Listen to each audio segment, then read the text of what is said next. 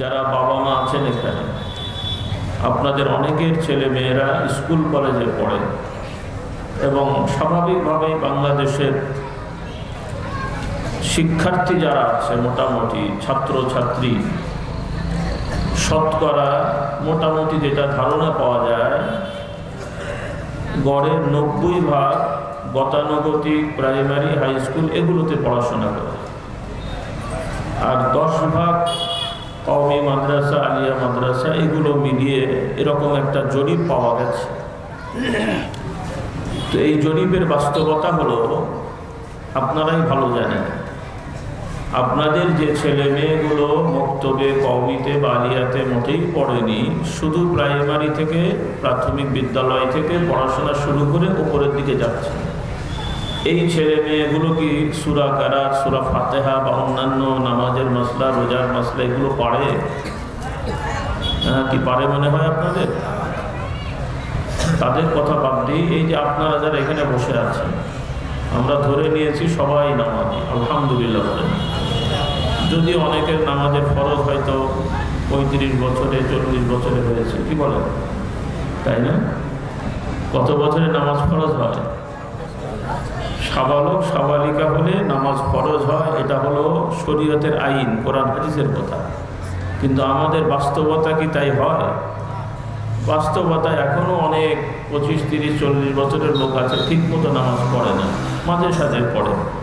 এরপরে হয়তো কিছু ভাইয়েরা আছেন মাশাআল্লাহ শুরু করেছেন, আল্লাহ তাআলা পেছনের গুনাহ থেকে তওবা করে ফেরত এসে সামনের দিকে অগ্রসর হওয়া তৌফিক দান করুন। কথা বোঝা যাচ্ছে সব জায়গায়? তো এখানে যদি ইন্টারভিউ নেওয়া হয়, পরীক্ষা নেওয়া হয়, তাহলে দেখা যাবে, আপনারাই বলেন, সূরা ফাতিহা সহ নামাজের মাসলা, রোজার মৌলিক নিয়ম যদি আপনাদেরকে বলা হয় বলার জন্য একজন একজন করে, এরকম আমরা শুধু বোঝার জন্য যদি পরীক্ষা নিই, আপনারাই বলেন পাশ করা লোক বেশি হবে না ফেল করা লোক বেশি হবে? হ্যাঁ, ফেল করা লোক বেশি হবে। আল্লাহ আমাদের সবাইকে হেদায়েত দান করুন। আমাদের একটা সময় তো চলে গেছে, আপনাদের সময় নেই। আল্লাহ হায়াত দারাজ করুন, সুস্থতার সহিত এবং ইমানের সহিত কবরে যাওয়ার তৌফিক দান করুন।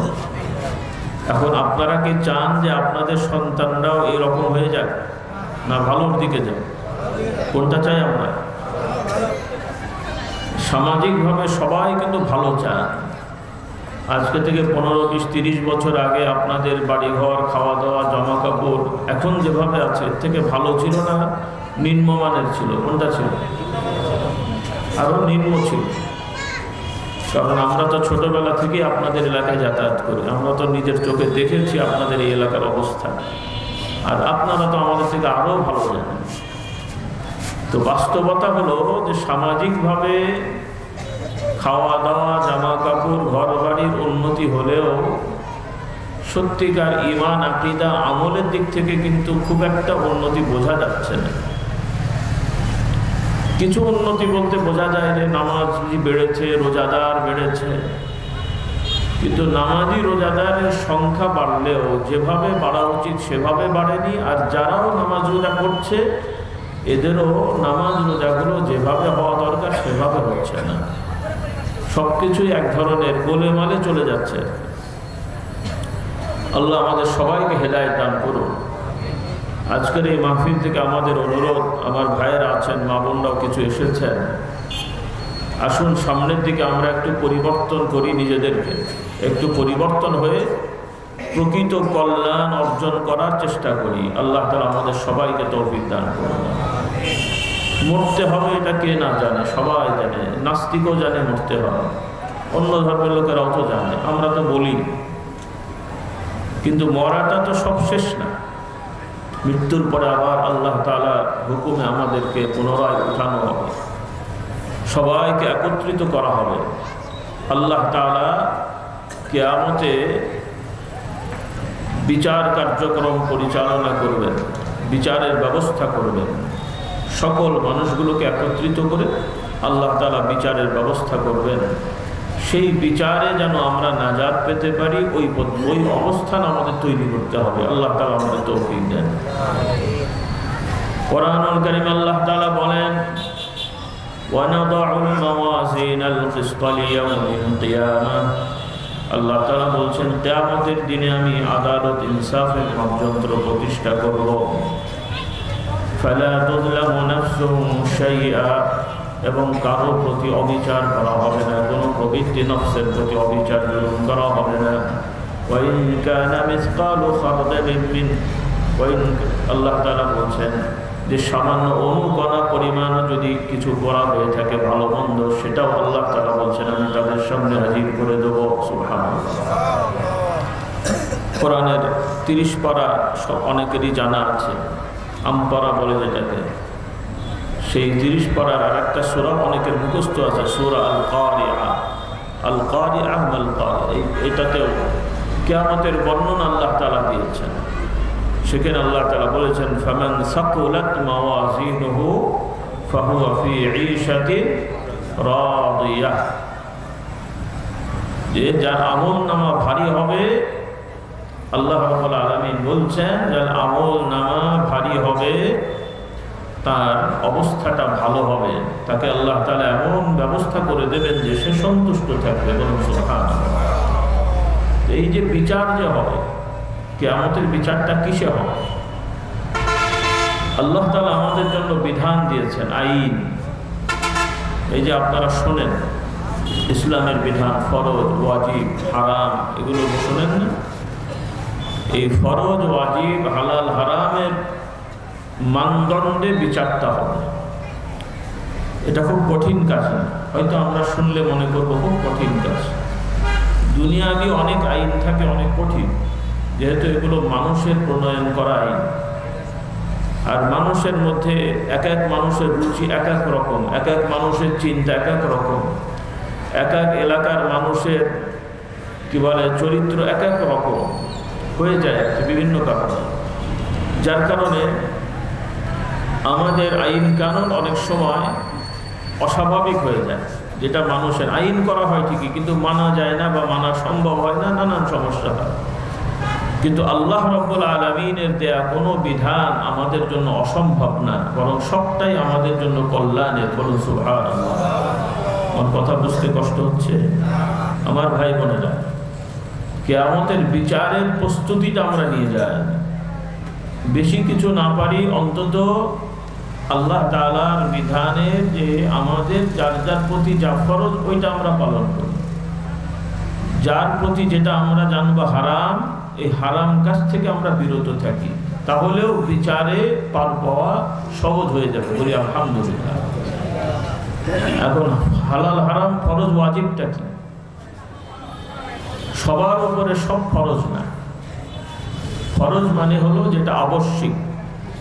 এই যে আপনারা শোনেন ইসলামের আইন, ফরজ, ওয়াজিব, হারাম, এই যে কথাগুলো শোনেন, এই মানেগুলো একটু বুঝে নিন। ফরজ মানে হলো আল্লাহর পক্ষ থেকে যে বিধান বা যে নিয়ম আল্লাহ বা আল্লাহ নবী সাল্লাল্লাহু আলাইহি সাল্লাম আমাদেরকে নির্ধারণ করে দিয়েছেন, বাধ্যতামূলক পালন করতেই হবে। না করলে কি হবে? না করলে শাস্তি হবে। না করলে কি হবে? আবার বলেন কি হবে? শাস্তি হবে। এটাকে ফরজ বলা হয়। হারাম বলা হয় যে বিষয়গুলো আল্লাহ বা আল্লাহ নবী সাল্লাল্লাহু আলাইহি সাল্লামের পক্ষ থেকে নিষেধ করা হয়েছে এবং জানানো হয়েছে যে এই বিষয় যদি বিরত না থাকা হয় বা এগুলো যদি করা হয় তাহলে শাস্তি হবে। বলুন নাউযুবিল্লাহ। এটাকে বলে হারাম। এটা হলো মূল নীতি ফরজ, আর একটা হচ্ছে বিপরীত হারাম। এই মূল নীতিগুলো যদি আপনি আমি পালন করি, ইনশাআল্লাহ আল্লাহ তাআলা আমাদের প্রতি সন্তুষ্ট থাকবেন, রাজি থাকবেন, তথা কিয়ামতের বিচারে মুক্তি পাওয়ার সুযোগ হয়ে যাবে। বলুন সুবহানাল্লাহ। এখন একটু শুনে নেন ইসলামের বিধান। আমরা এখানে যারা বসে আছি সবার উপরে কি রোজা ফরজ? রোজা রোজা এখানে যারা বসে আছেন সবার উপরে ফরজ? হ্যাঁ, বুঝতে পারেন না? সবার উপরে। কাদের উপরে? যারা সাবালক, সাবালিকা, বুদ্ধি আছে, জ্ঞান আছে, মুসলিম, তাদের উপরে কি ফরজ? আমাদের এই 7, 8, 9 বছরের বাচ্চা, এদের উপরে ফরজ নেই। এরা মুসলমানের বাচ্চা, কিন্তু এদের উপরে রোজা ফরজ না। আচ্ছা, আমাদের সবার উপরে কি হজ ফরজ? তাহলে হজ একটা আল্লাহর বিধান, কিন্তু সবার উপরে ফরজ না। যাকাত একটা আল্লাহর বিধান, কিন্তু সবার উপরে ফরজ না। কার উপরে ফরজ? যে যাকাত দেওয়ার মতন সামর্থ্য আছে, মানে তার একটা নির্ধারিত সম্পদ আছে। আপনারা মশলা শিখে নেবেন, আমি যে সহজে বলছি, মা বোনদেরও বলছি, যাদের গহনা আছে, হয়তো নগদ টাকা জমা নেই, অথবা 50-60-1 লাখ টাকা জমা আছে মহিলাদের নিজস্ব, ওর সাথে আবার হয়তো কিছু গহনা আছে কয়েক ভরি, যেগুলো সারা বছর আপনার কাছেই আছে, আপনিই মালিক, তাহলে ওই গহনার টাকা মিলালে যে অঙ্কটা দাঁড়ায়, ওইটার উপরে শতকরা 2.5 যাকাত দেওয়া ফরজ হবে। কি হবে? ফরজ হবে।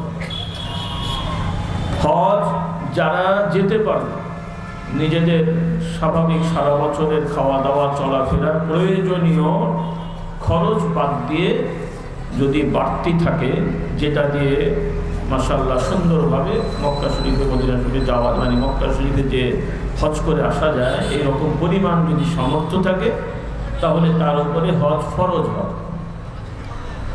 হজ আল্লাহর একটা বিধান, কিন্তু সবার উপরে ফরজ না। যার সামর্থ্য আছে তার উপরে ফরজ। আচ্ছা, যার সামর্থ্য আছে তার পালন করতে কি কষ্ট হয়?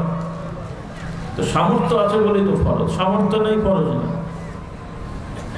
যাকাত দেওয়া সামর্থ্য আছে সেজন্য দেবেন। গরিব মানুষকে কি বলা হয়েছে যে যাকাত দেন?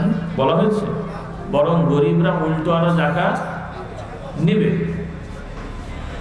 যারা স্বাভাবিক চাকরি করে, ব্যবসা করে, কাজ করে, তার যে স্বাভাবিক খরচ এটা ব্যয় করতে পারছে না, ঋণ হয়ে যাচ্ছে, আটকে যাচ্ছে, অভাব থেকে যাচ্ছে, তার উপরে, তার জন্য যাকাত নেওয়া বৈধ।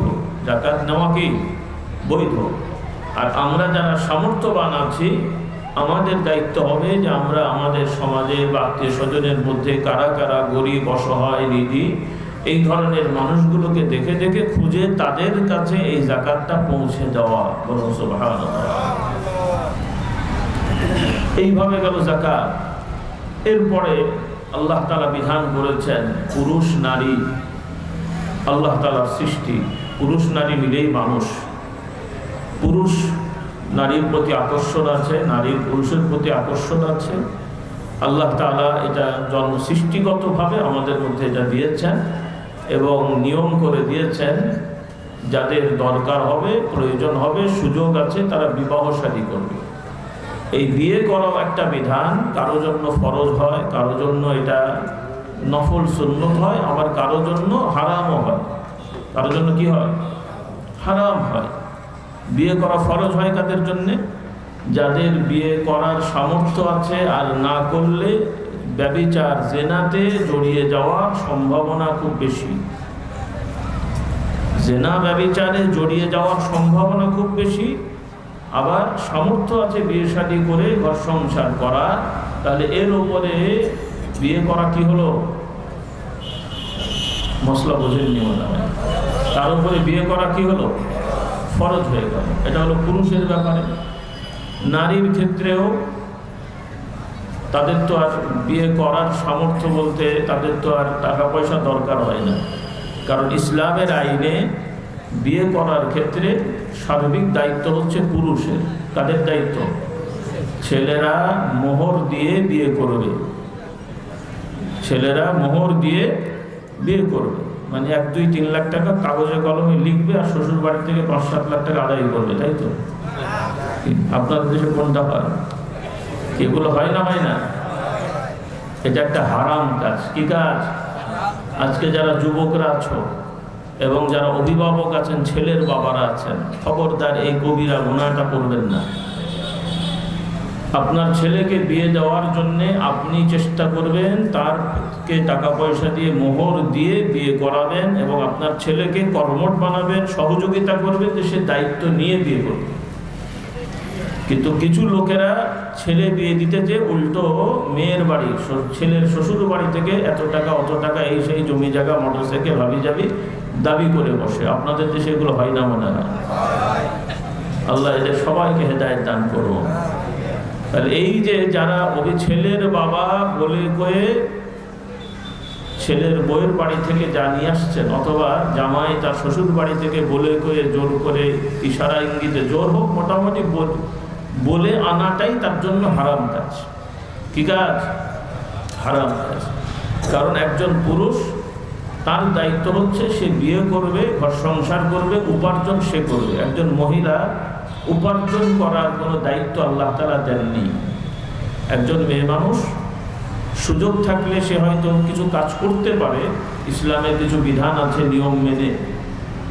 একজন মহিলা যদি কর্ম করতে চায় তাহলে সর্বপ্রথম তার যেটা মেনটেন করতে হবে যে সে বিয়ের আগে তার বাবা তাকে অনুমতি দিতে হবে, বিয়ের পরে তার স্বামী তাকে অনুমতি দিতে হবে, এবং পর্দা পশিদা যাতে ঠিক রাখা হয় সেই পরিবেশ থাকলে তার জন্য চাকরি করা বা ব্যবসা করা, কর্ম করা বৈধ হবে।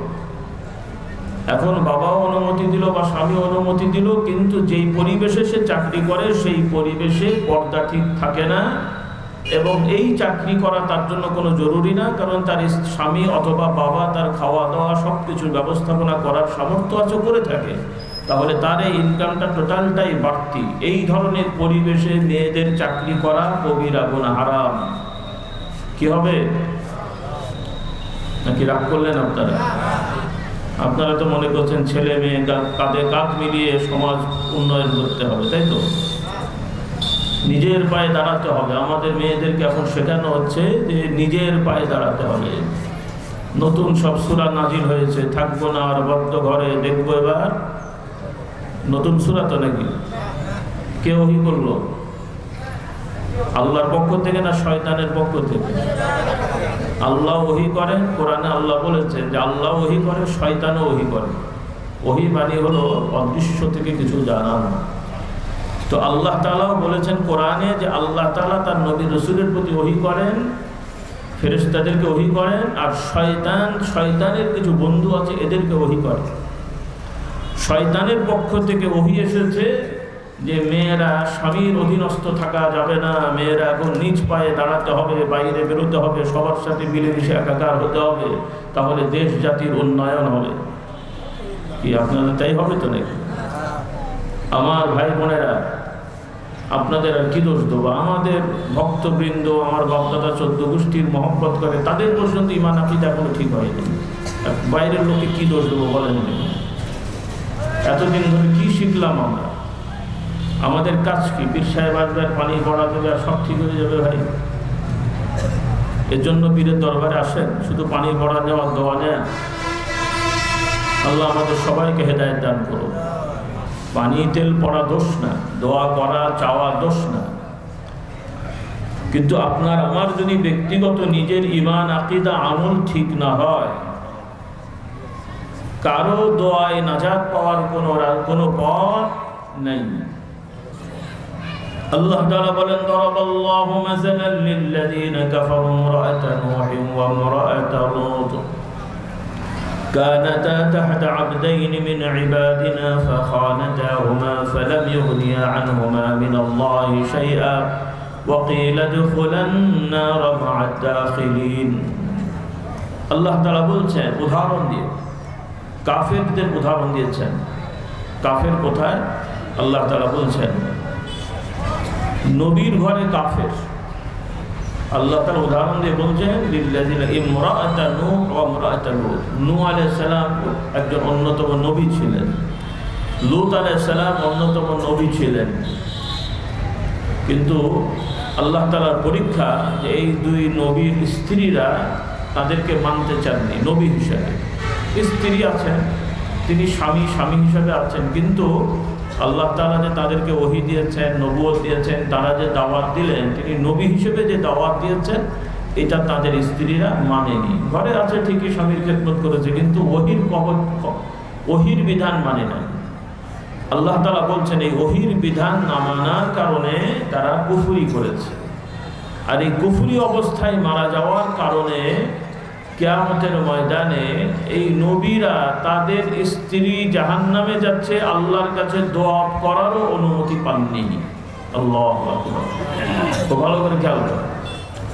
হ্যাঁ, নবীরা দোয়া করবেন। আমরা বিশ্বাস করি কিয়ামতের ময়দানে আল্লাহ তাআলা নবী, রাসূল এবং ভালো মানুষদের দ্বারা সুপারিশের ব্যবস্থা করবেন। বলুন সুবহানাল্লাহ। আল্লাহ তাআলা বিচার করবেন, আমাদের আমলনামা দেখে বিচার করা হবে। আল্লাহ তাআলা সব জানেন, কিন্তু বিশেষ করে ইমানদারদের জন্য, ইমান আছে কিন্তু ভুলভ্রান্তি, গুনাহ, অপরাধ অনেকে করে ফেলেছে, এদের জন্য আল্লাহ তাআলা সুপারিশের অনুমতি দেবেন। নবী রাসূলগণ সুপারিশ করবেন। আমাদের প্রিয় নবী মুহাম্মদ সাল্লাল্লাহু আলাইহি সাল্লাম তিনিও আমাদের জন্য সুপারিশ করবেন। এইভাবে আল্লাহ তাআলা দয়া করবেন, বলি আলহামদুলিল্লাহ। কিন্তু যারা কুফরি করে মারা যাবে, খুব ভালো করে খেয়াল করেন, কুফরি করে মারা যাবে, কুফরি করে শুধুমাত্র অন্য ধর্মে না, যারা নবীর বংশধর, নবীর সন্তান, নবীর স্ত্রী, আল্লাহর প্রিয় বান্দা, যারা ভালো মানুষ, এনাদের স্ত্রী, ছেলে, মেয়ে, তারাও যদি আল্লাহর বিধান না মানে, অস্বীকার করে, অবজ্ঞা করে এবং ওই অবস্থায় মারা যায়, তাহলে এই নবী রাসূলগণ কিয়ামতের ময়দানে আল্লাহর কাছে তাদের জন্য সুপারিশের অনুমতি পাবে না। এই জন্য আল্লাহ তাআলা বলেন, ফালাম ইউগনি আনহুমা মিনাল্লাহি শাইআ। এই নবী রাসূলগণ তাদের স্ত্রীদের জন্য আল্লাহ তাআলার দরবারে কিছুই করতে পারলেন না। ওয়াকিলা দুখুলান নার মা'আদ দাখিলিন। এবং এই নবীদের স্ত্রীদেরকেও জাহান্নামীদের, যারা জাহান্নামে যারা যাবে তাদের সঙ্গে বলা হবে, তাদেরকেও জাহান্নামে ফেলে দেওয়া হবে। নাউযুবিল্লাহ। এজন্য আমার ভাই বোনেরা, আপনারা পীর মাশায়েখ, ভালো মানুষদেরকে ভালোবাসেন, এটা ভালো দিক, কিন্তু ঈমান আকীদা নষ্ট হয়ে গেলে কোনো পীর সাহেবের দোয়ায় কবরের আযাবও মাফ হবে না, কিয়ামতের শাস্তিও মওকুফ হবে না। এরপরে কবিরা গুনাহ নিজেরটা নিজে করে গেলে সেটা আরেকজনের দোয়ায় ক্ষমা পাওয়ার সম্ভাবনা খুবই কম।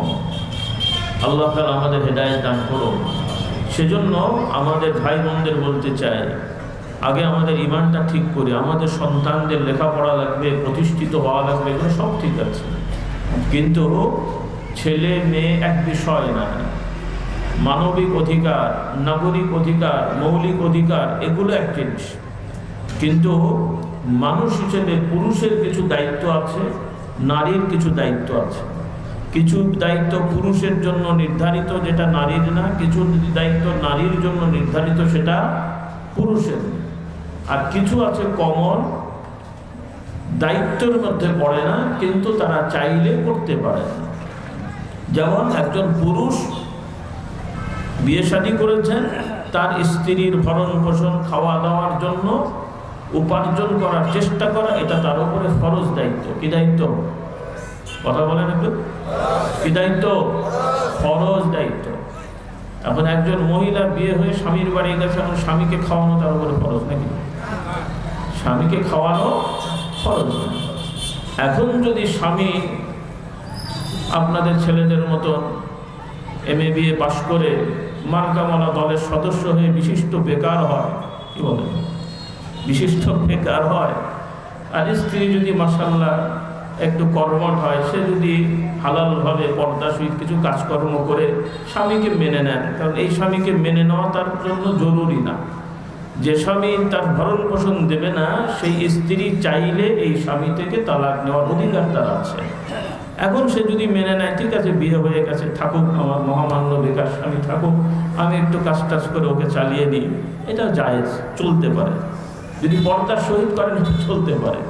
কিন্তু স্ত্রীর এটা দায়িত্ব না যে স্বামীকে খাওয়াবে, তার বাপের বাড়ি থেকে খাবার নিয়ে এসে জায়গায় নিয়ে এসে জামাই পালতে হবে, এটা কোনো স্ত্রীর দায়িত্বের মধ্যে পড়ে না, এটা ইসলামের আইনে না। আল্লাহ তাআলা আমাদের বুঝদান করুন।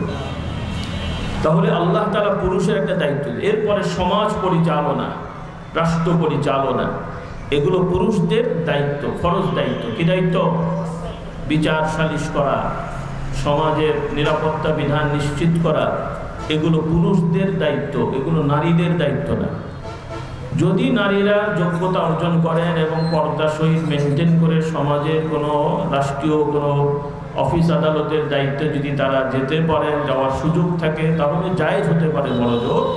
কিন্তু বর্তমান যেভাবে নারী পুরুষ সমানে সর্বক্ষেত্রে বিচরণ করছেন, পর্দাপোশিতার সব কিছু মূলোৎপাটন করে, এটা কোনো মুসলমানের সমাজে হতে পারে হতে পারে না। যেভাবে সমাজ চলছিল ভাই, আল্লাহ তাআলা দয়া করেছেন, বলি আলহামদুলিল্লাহ। শুধু মুখে শুকরিয়া আদায় করলে হবে না, কাজে শুকরিয়া আদায় করতে হবে, কাজে শুকরিয়া আদায় করতে হবে। কারণ যে পরিস্থিতি যাচ্ছিল, আমি তো ভবিষ্যৎ নাউজুবিল্লাহ, আমি তো চিন্তা করছিলাম যে কদিন পরে আবার সরকারি ফরমান জারি না করা হয় যে প্রতিটা জেলায় একটা করে মসজিদের নারী খতিব রাখতে হবে। কি বলেন? কি ওরা বোঝেন? যেভাবে আইন কানুন চলছিল, কারণ মহিলারা তো টাইটেল বা দাওরা পাস করছিল, তারাও কয়দিন পরে আন্দোলন শুরু করতো যে পুরুষরাই শুধু খতিব হবে, আমরা কি দোষ করলাম, আমরাও সরকারি খতিব হব। হ্যাঁ, আল্লাহ আমাদের হেদায়েত। হাসার জন্য বলছি না রে বাবা, আপনারা এই পর্যায়ে গেছেন, আপনাদের যা ঈমান আকীদা, শুধু বড় বড় দাড়ি আছে ছাগলের মতো, বড় মুত্তাকি পরেজগার তো নাকি? আল্লাহ মাফ করো। তবে আজকাল কিন্তু হুজুরদেরও অত বড় দাড়ি নাই, বলুন নাউজুবিল্লাহ।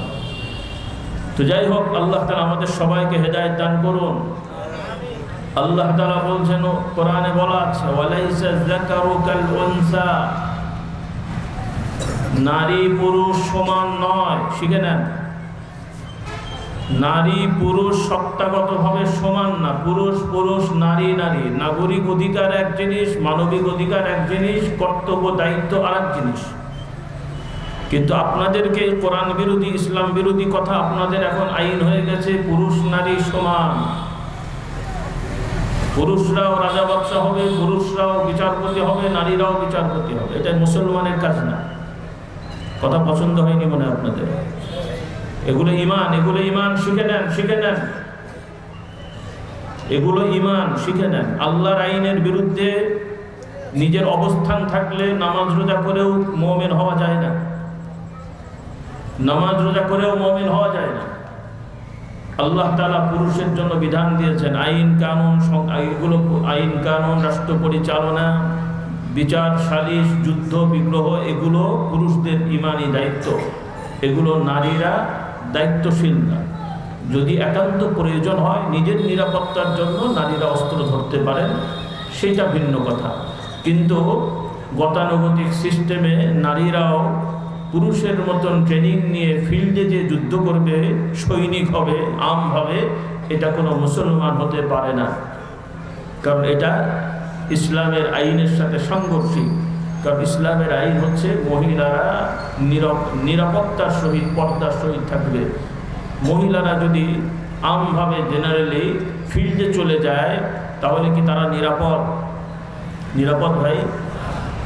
এই জন্য আমার মা বোনদের বলতে চাই, আপনাদের মেয়েদের, আপনারা পুরুষরাও ছেলে মেয়েদেরকে অবশ্যই পড়াবেন, পড়া দোষ নাই। তারা ডিগ্রি পাস করবে, MA পাস করবে, ডাক্তারিও হতে পারে, কিছু ইঞ্জিনিয়ারিং বিদ্যাও শিখতে পারে, কিন্তু তাদের প্র্যাকটিসটা হতে হবে পর্দার সহিত। কিসের সহিত? বলেন, কিসের সহিত? পর্দার সহিত। এবং সেটার জন্য যারা এখনো মাশাআল্লাহ সম্ভ্রান্ত আছেন, আল্লাহ তাআলা যাদের সামর্থ্য দিয়েছে, প্রতিটা থানা জেলায় হাই স্কুল মেয়েদের আলাদা বানান, ছেলেদের আলাদা বানান। এরপরে মেডিকেল কলেজ মেয়েদের আলাদা বানান। কলেজ এবং ইউনিভার্সিটির বিভিন্ন ফ্যাকাল্টিগুলোতে নারী পুরুষের অবস্থান আলাদা করেন বা সিস্টেম করেন, যেখানে পর্দার সহিত মেয়েরা পড়তে পারবে, শালীনতার সহিত পড়তে পারবে, নিরাপত্তা নিশ্চিত করা যাবে। এবং তারা পড়াশোনা করে প্র্যাকটিসের সময়ও তারা স্বতন্ত্রভাবে প্র্যাকটিস করবে। মহিলারা এমন জায়গায় প্র্যাকটিস করবে যেখানে পুরুষদের সাথে বেপর্দা হবে না। এই ধরনের পরিবেশ করা কঠিন কিছু না, জাস্ট উদ্যোগ নিতে হবে। কি নিতে হবে? নাকি কথাগুলো বুঝতে পারেননি? এগুলো নফল কাজ না। এই বিষয়গুলো যেগুলো আমি বললাম, এগুলো নফল না, এগুলো ফরজ। এগুলো কি ফরজ? নফল হচ্ছে এই যে আপনারা টুপি মাথায় দিয়ে বসে আছেন, না দিলে কোনো গুনাহ হতো না। এই যে টুপির ওপর আমি পাগড়ি মাথায় দিয়েছি, না হলে কোনো গুনাহ হতো না। খালি মাথায় আমি ওয়াজ করতে পারি, কোনো গুনাহ হবে? 3/4 প্যান্ট পরেও আমি ওয়াজ করতে পারি, যদিও হাদিয়া হয়তো দেবেন না আপনারা। কি বলেন? হ্যাঁ, 3/4 প্যান্ট চেনেন তো? কি নাজায়েজ? 3/4 বলতে যেটা হাঁটু ঢাকে আর কি, নাভির ওপর থেকে হাঁটু ঢাকলেই ফরজ আদায় হয়ে যায়। এরপরে পুরুষের জন্য, পুরুষের জন্য তো এখন এই জব্বা জব্বা জামা টামা এগুলো সব গায়ে দিয়েছি, এগুলো সব নফল, ভালো। ফরজ হচ্ছে 70 টাকা। তো আপনারা এই জব্বা জব্বা গায়ে দিয়েছেন, এগুলো নফল। কিন্তু আপনাদের ফরজ হলো সতর্ক থাকা। মাথায় টুপি দিয়েছেন, এটা নফল। ফরজ হলো যে আপনাদের স্ত্রী মেয়েদেরকে শরীয়ত মোতাবেক পর্দা করানো, এটা আপনাদের ফরজ দায়িত্ব। আপনি টুপি মাথায় দিয়ে ঘুরলেন, কিন্তু আপনার মেয়ে, আপনার স্ত্রী পর্দাহীনভাবে রাস্তাঘাটে থাকলো, চাকরি করতে গেলে পর্দাহীনভাবে করলো, আপনি জানেন, তাকে ওইভাবে অনুমতি দিয়ে রেখেছেন যে আপনার মেয়ে পর্দা ছাড়া সে চাকরি করে, আপনার স্ত্রী পর্দা ছাড়া চাকরি করে, আপনি কিছু বলেন না, স্বীকৃতি দিয়েছেন, আপনার এই টুপি পাগড়ি জোব্বা তসবির দ্বারা এই গুনাহ ক্ষমা হবে না।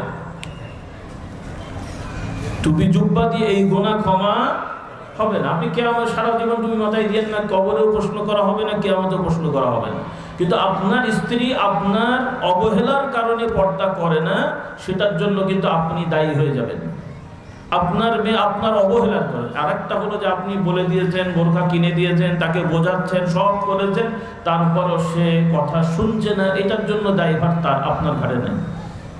কার আবার তালাকও দেওয়ার সুযোগ হচ্ছে না, কারণ ছেলে মেয়ে হয়ে গেছে, এখন এই বয়সে হুট করে তালাক দেওয়া কঠিন। তালাকটা তো সহজ বিষয় না। আল্লাহ আমাদের সবাইকে হেদায়েত দান করুন, আল্লাহুম্মা আমিন।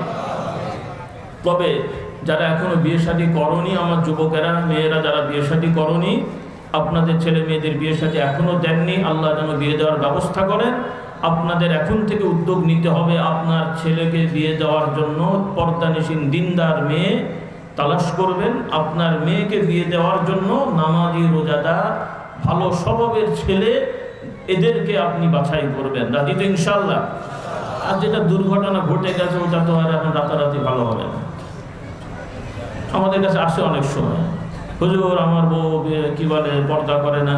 আমি অনেক বলি, যে আপনি যখন বিয়ে করতেন আপনি নিজে তখন নামাজ পড়তেন না? তা করতেন না। তাহলে এখন রাতারাতি ফেরেশতা হবে কেমন করে? আপনিও তো 3 বছর আগে নামাজ পড়তেন না, এখন ফেরেশতা হচ্ছে। তো আপনিও যেমন তওবা করে ফেরত এসছেন, বউকেও বোঝান, হাতে পায়ে ধরেন, আশা করি আল্লাহ হেদায়েত দান করবেন। আমাদের কিছু যুবকরা আছে, নিজে একটু ওয়াজ টোয়াজ শুনে রাতারাতি ফেরেশতা হয়ে গেছে, আর মনে করে বউ রাতারাতি ফেরেশতা হয়ে যাবে। তো আগে তো আপনি চারা লাগিয়েছেন একরকম, তো ফল কি রাতারাতি হয়নি? আল্লাহ আমাদের সবাইকে হেদায়েত দান করুন। এজন্য আমার মেয়েরা, তোমরাও শর্ত দেবে যে আমি নামাজি এবং চরিত্রবান ছেলে ছাড়া বিয়ে করব না, দাড়িওয়ালা ছেলে ছাড়া বিয়ে করব না। আর ছেলেরাও শর্ত দেন, পর্দানিশীন নামাজি মেয়ে ছাড়া আমরা বিয়ে করব না। কারণ এর থেকে সংসারটা শুরু করেন। ভালো চারা লাগালে ভালো ফল পাওয়া যাবে। চারাই যদি গন্ডগোল হয়, তাহলে ভালো ফল পাওয়ার সম্ভাবনা থাকবে বাবা? এই জন্য এগুলো আমাদের ফরজ দায়িত্ব। কি দায়িত্ব বলেন? রাসূলুল্লাহ সাল্লাল্লাহু আলাইহি ওয়াসাল্লাম আমাদেরকে এভাবে সাবধান করেছেন। তো খোলাসা কথা ভাই বোনেরা, যে কথা আমি বলছিলাম যে কিয়ামতে আল্লাহ দরবারে ফরজের বিধানের আমাদেরকে কৈফিয়ত দিতে হবে। সেইভাবে আল্লাহ তাআলা যাদের আমাদেরকে সন্তান দিয়েছেন, আমাদের সবার ছেলে মেয়েরা কোথাও না কোথাও পড়াশোনা করছে, আমাদের সন্তানদেরকে আমরা পড়াচ্ছি, যাদের সন্তানের স্কুলে কলেজে পড়ছে, এক পর্যায়ে চলে গেছে, রাতারাতি তো আপনি ধরে বেঁধে মাদ্রাসায় আনার সুযোগ নেই। তবে তারা এইখানে পড়লেও আপনারা চেষ্টা করেন যে আপনাদের ছেলে মেয়ে সবাই যাতে সহি শুদ্ধ করে কোরআন শিখে যায়, নামাজি রোজাদার হয়ে যায়, সত্যবাদী হয়, পর্দা মেনে চলে। অন্তত এই মূল জিনিসগুলো আমরা শিক্ষা দিই, বলি ইনশাআল্লাহ। আল্লাহ আমাদের সবাইকে তৌফিক দেয়। আর যে ছেলে মেয়েকে এখনো আমরা ভর্তি করিনি, এখন বয়স ছোট, 4 বছর, 5 বছর, 6 বছর, এদেরকে আমরা চেষ্টা করি এই সমস্ত নুরানি মাদ্রাসায় দেওয়া।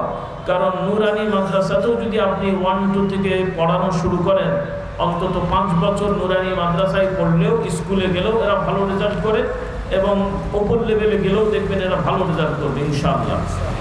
কারণ এখন যে গতানুগতিক প্রাথমিক বিদ্যালয়গুলো আছে, এই প্রাথমিক বিদ্যালয়গুলোতে 1 থেকে 5 পর্যন্ত তাদের যে পড়াশোনার মান, আমি যতটুকু জানি বর্তমান অবস্থায় নুরানি মুক্ত মাদ্রাসার মান এদের থেকে আশা করি অনেক ভালো। আপনারাই জেনে দেখবেন, আমার কথা না, আপনারা খুঁজে দেখেন।